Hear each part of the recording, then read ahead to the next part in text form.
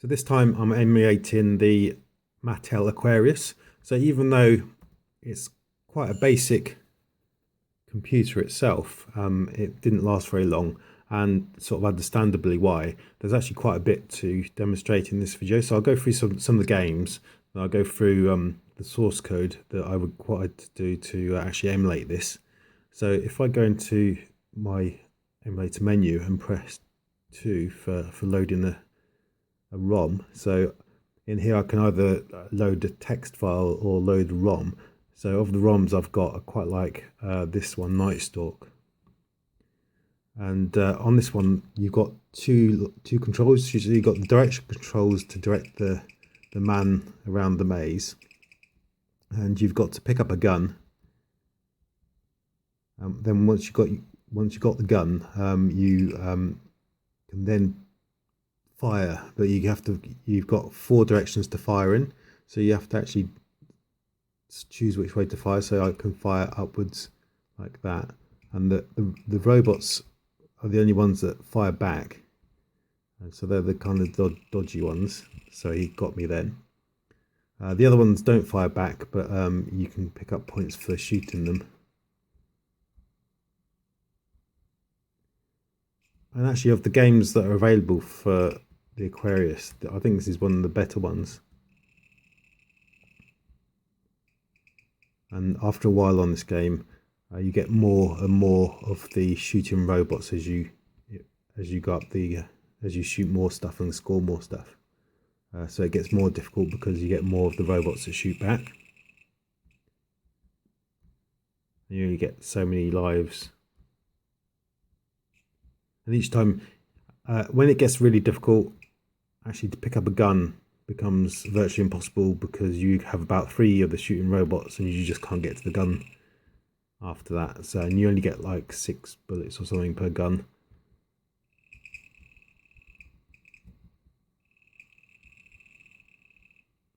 Anyway, so that's the Night Stalk one. So if I come back to here, and you have to hit enter to go into basic. So it's a bit odd that I don't know why they didn't just have it come up as basic, because if you want the cartridge, you don't power up with the power up and then put the cartridge in. You put the cartridge in and power up.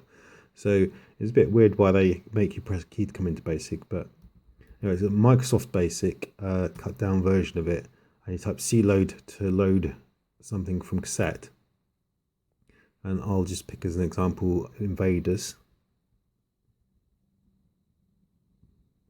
And the game seems to be in 2 parts, so you have to load the first part, and that gives you a little bit of a basic program like that, which loads the second part. So then you have to go in and find the second part of Invaders and load that, and that's the main part of Invaders. So I'm not really surprised that the Aquarius never really succeeded, because there's lots of little sort of intricate bits like that that aren't really necessary. But as games go, Invaders is a fairly good game, and it doesn't really have pixel graphics as such. The Aquarius has got like ZX81 style kind of pixel graphics. I've never actually managed to finish this. I think my screen capture's kind of making it a bit weird as well.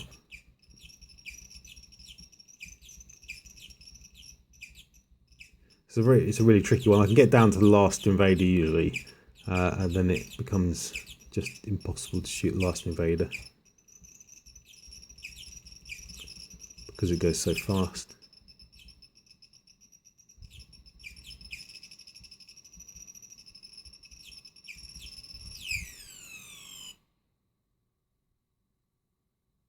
So after this, I'll go through some of the concepts of the basic language on here, which, like I say, is Microsoft Basic. Like I said, the last one was just too impossible to get. So if I reset again, this time going into Basic and just load an example. In fact, well, yeah, okay, I'll just load my Blitz program first of all. So this is the program which I put onto all the computers I emulate, and so I've done a version for this. It actually runs quite well on this particular emulator.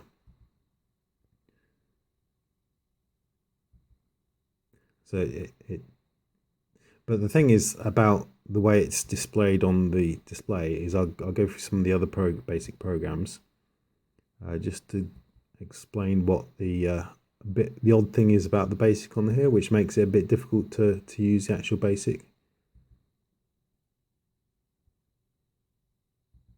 So I Control C to come out of that. Control C is a bit of an odd break key, because it's kind of a break of a more advanced kind of computer. So that's the code for the Blitz. Now if I type new, I come into here. So if I load up the sine wave program, so this is the level of pixel graphics on the Aquarius. So it's a bit like blocky ZX81 graphics. It's a bit more defined than that, but it's not the high resolution graphics you got of the computers of the time. So this is the 1983 computer, which came out after the Spectrum, which is 1982. So you already had some computers like Commodore 64 and stuff, which had better graphics than this. And so they released this computer, and for some reason, I don't know why the graphics wasn't better really, but and then they've given you some. So if I load up the character set, if I display that, you'll see that they've given you some graphics in the character set you can use for games, which they seem to make use of in their games. But if I also just go in and do the color one, this is the thing that makes basic programming difficult on this computer. So when I was actually creating the emulator, I just did this program in order to work out which colors needed to be implemented for the palette, and so that's fine. So that runs, and then but if you go to type list, you'll see that when the text scrolls up, the colors don't scroll up because they're separate from the actual characters. So if you look at line 60, that actually puts a character on the screen, but you have to put the character, if you want to place a character in an X and Y location, you have to use poke to do that. That's what makes one of the things that makes programming in BASIC a bit tricky on this computer. And then line 70, that puts the color on the same square, which is in a different area of memory, and that's why when you move the characters, the color doesn't move. So it's a bit of a funny computer really for programming in BASIC. So I'm not really surprised that it didn't really succeed that well. So if I go through the source code for this emulator, first of all, the configuration file. So I've got a configuration file for each of my emulated computers, and the configuration file is the same format for all of them. These top lines don't count for this computer, so some computers have just a dedicated foreground background color, but as this one has the color palette defined down here, I don't actually use the default foreground and background color, but this is the color palette which I actually use. Then the file extension of the tape files and directory, subdirectory of where they're stored for this particular emulator, and for when it's automatically typing in my basic programs, so it's like automating a human input. These are the delay times I have for that. And then this is the character set. Now this is really, in this particular emulator, only used in my debug, so that I can get representation of the characters when I look at them in the debug console, and it's just basically an ASCII character set. And the keyboard uses matrix just like the Spectrum, ZX81, ZX80, Jupiter Ace. So all I have to do is remap where the keys are on this. Now it's a bit odd on this one. On the other computers that I've emulated, usually there's some kind of order and it looks a bit like a QWERTY keyboard. But here on this particular one, the keys are all over the place. And that was probably maybe to make the hardware design easier. So you can do things in software which make the hardware design easier. And that's more advantageous to do that because hardware design can be complicated at times. And then below that, I've got how those key matrices. So here 0, 1, 0, 2 for a backspace. So which you see here on the delete key. That's how they map to an ASCII character basically. So that's how I map my keyboards for all of the emulators that I have. That seems to have covered everything I needed to do so far for the computers I've done, which is good. And then these keystroke mappings are for when it automatically types in characters. So when it's auto typing a program for me, these are the mappings of ASCII keys to the keystrokes required to actually represent those on the actual emulated computer itself. And then below that, I've just got a few debug things which I haven't filled in for this computer. I haven't needed to do that for this computer. So now the source code for the actual emulator itself. Now, if you've watched my previous videos, they're all very similar. The way that these computers are being emulated, the code is very similar. So I've got some global variables for making it easy to do hardware driving and Z80 CPU access for certain memory things that I require. I've also got a few extra global variables here for this emulator, which I don't always have in the emulators, but this things like tape clock, because reading a cassette file on the Spectrum and the ZX81, there was a defined character that came at the end of saving a file or loading a file, and I knew that that was the end of a tape stream, and I could say close the file then.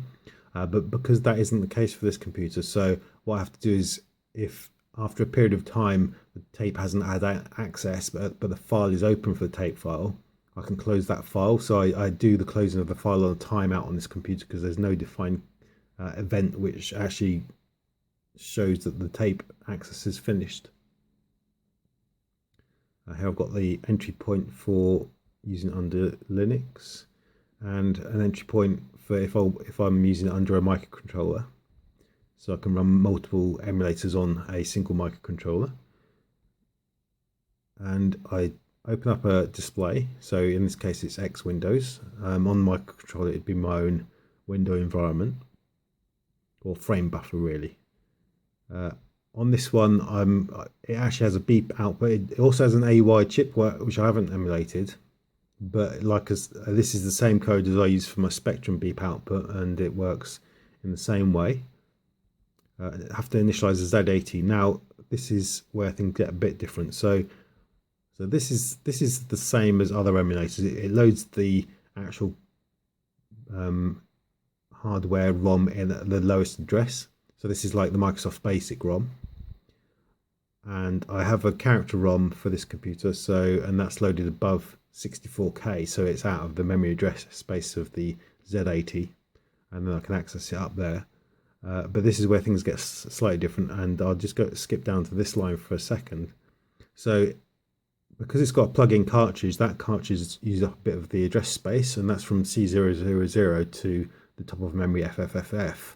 So what I do is I set that as write protected, so that it looks like a ROM. That way nothing can accidentally change the values within that actual memory area. So it emulates a ROM being up there. But here, this is just for cosmetic purposes. So in BASIC, you can type a command called print free, and it tells you how much free memory it's got, but it uses a signed integer to actually display that. And so if you've got more than 32K, it displays it as a negative value, and the value means nothing because it's interpreted incorrectly. So I write protect an extra 2K of RAM, and that restricts it just to be 32K of RAM, which the computer thinks it's got. And so when you type print free, it shows you the correct value, and that's the maximum you can max out the computer at.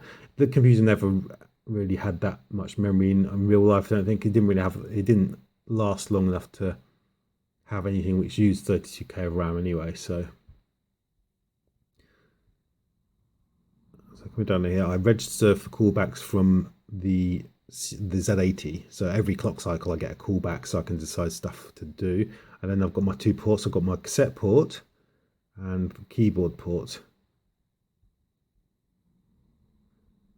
Then I do an initial display of stuff, tell the CPU to start executing the code in the ROM, and from that point the CPU will call back my emulator for this particular computer whenever this computer needs to react in some way. But after it comes out of there, it's because the emulator is shutting down. So I closed the audio system, and I closed the Z80 and closed the display as well before exiting the program. So this is the first port, and it's a set callback, and I'm having a lot of static variables in here because this is getting called back when a instruction in the Z80 is either output to the cassette port or input from the cassette port. I need to keep the status of when the program is loading or saving, so that I know which byte is saving or loading, because it's not just when it sends information here to save to a cassette, it's not sending the actual data byte that's gonna actually save. It's sending pulses, because it encodes the actual data in pulses of information. So I have to know where I am within those pulses and within the data byte, and keep track of the progress of the saving or loading operation. So if I'm not using, if it's not in the save operation and it's an output, then it must be to do a beep. Now on the original computer, it may have, when you saved the computer, you may have got an audible output of the saving process on the actual speaker, but that's not desirable for me, so I've suppressed that if that was the case, and you only get beeping output when it's in the game or something, and not when it's saving to tape. So this is actually telling the audio BP hardware to actually process a beep.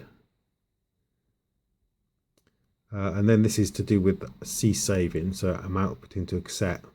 And first of all, if I'm getting an output, I decide whether or not it's been longer than I would expect for a tape save process, because if it has, then I close down what would have been a aborted save to tape, just to make sure that I don't try and open two tape files at the same time.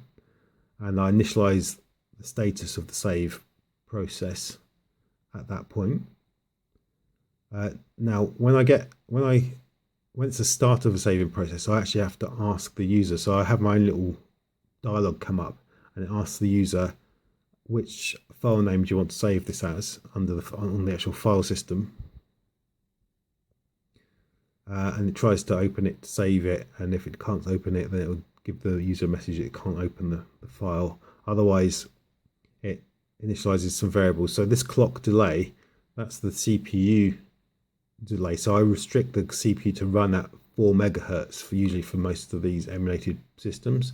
But if I set it to 0, then what that says is run as fast as you can on this machine. So the actual tape loading process is so much faster than it would be on an actual original system, because I'm telling the CPU to just run as fast as you can on this Raspberry Pi, as it is in this case.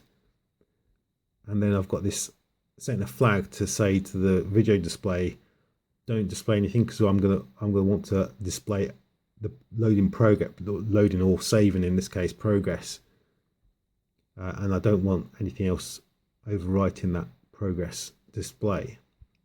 So in the actual progress of a save, so a pulse length, so this gets called on every pulse. So an output comes from the CPU on every pulse. I have to decide how long that output was, and if it's below a certain period, then it's a 0, and if it's above a certain period, then it's a 1. Or actually the opposite way around, if it's below a certain period, it's a 1. If it's above a certain period, it's a 0. And that's how it encodes bits of data. And you have to, so it has to do that for every 8 times for every byte. So it calls this a lot of times, and you have to keep track of that, and you build up your bytes and you send them out to a file. You write them out to a file like here, character at a time, when you get a full byte. And if you think you've detected the end of a process, then you can close the file here, but normally that doesn't happen, and we close it on the timeout later on in the code. And this is where I display the progress of saving a file. So for inputs, so that was saving as for an output. So when we have an input from this port, it's a load event, and it does exactly the same thing. First of all, it'll prompt the user to, from a file list, it will say which file do you want to load, and the user can select that. Once they've selected it, it'll open the file or it'll give you an error message if it can't find the file or can't open it for whatever reason. And then what it does is it decides what the length of the file is. So you can do that on Linux. You can say how big is this file, and that way when I'm displaying the file progress, it will say how far the actual load process is through actually relative to the length of the file, which is quite handy because then you know how long you've got to wait. Then it initializes again, like in the save process. It sets the initial values of the status of the actual loading event, and then this is what happens each time I get an input after that. So I've selected the file that I want to load, and this is a bit of code which gets called for every pulse, and I have to actually, in here, I do the reverse of what the save did. So what I have to do is I have to create a delay to represent zeros and ones, rather than it giving me a delay. I'm giving it a delay, and that way build up the bytes, or the CPU recognizes the bytes being built up. And again, I can display the status of the load operation, how far through it is. And this is just deciding on how long I have to wait, because it will call this many times, and most of the time I'll be returning, oh no, the delay period hasn't gone past. But then when the delay period goes past as appropriate for a 0 or 1, I will then output a 1 on as a pulse, which gets returned to the CPU. So this is the other port. So the keyboard, now this does two things. Because it's got a cartridge slot, and what they've done is they've got a chip on the motherboard which encrypts cartridge data. So you can't just copy a cartridge because it has a specific encoding on that cartridge, and it works out from reading data on the cartridge what the encoding is. Then it has to send that encoding to an encryption chip on the actual system itself, which is quite convoluted. Consider the games aren't really that great, even in the time that the games weren't that great, so I'm not really sure why they went to all the bother. But so what I can do is what it would normally do is for every byte it read from the cartridge, it would decrypt that byte. The decryption chip would, but I can just do the whole thing because I haven't got a ROM cartridge. I unprotect the cartridge here. I decrypt the whole cartridge, and then I write protect it again. So now I've got a decrypted cartridge, and then it just runs as normal after that. And then this is for doing, so when it does an input, it reads from the keyboard, and this is just done the same as it would in ZX81, Spectrum, Jupiter Ace, all those other computers. And this is the callback for a clock pulse from the CPU. So I very rarely use something, because if I did something on every clock pulse, it would just swamp the Linux system with lots of events, because the Z80 runs in this particular instance at 4 megahertz. So you only do things in this case, in most of my instances, at 50 hertz, which is the display update frequency, because that is basically what this clock callback is doing, is it's updating, is doing a frame refresh of the display. Here I check to see if the tape operation is timed out. So if tape operations ended, but they didn't tell me that there was the end of a tape, it was the end of a save or a load, then basically the file stays open unless in this particular area here, I keep an eye out for, is the tape open? If the tape's open and the last operation was longer than a certain period ago, then we'll close the tape here, the tape file here. That makes sure that the tape file gets closed. In previous computers where I've implemented the tape, which isn't on all the emulated computers I've done, there's always been some kind of indication in the I/O operation which has said this is the end of the tape operation, but not on this computer. This reads keyboard, so user key presses are done here. Here I can break into my debug console if it's a debug build. This updates a display frame on the actual display. It only does it if the blanking is not switched on. So the blanking was switched on for load and save operations so that it could display the progress without being overwritten by this frame being updated. So when it updates, it gets a character from the character ROM, and it will send that to a certain address in memory. But the color memory is also updated, and that is later on in memory.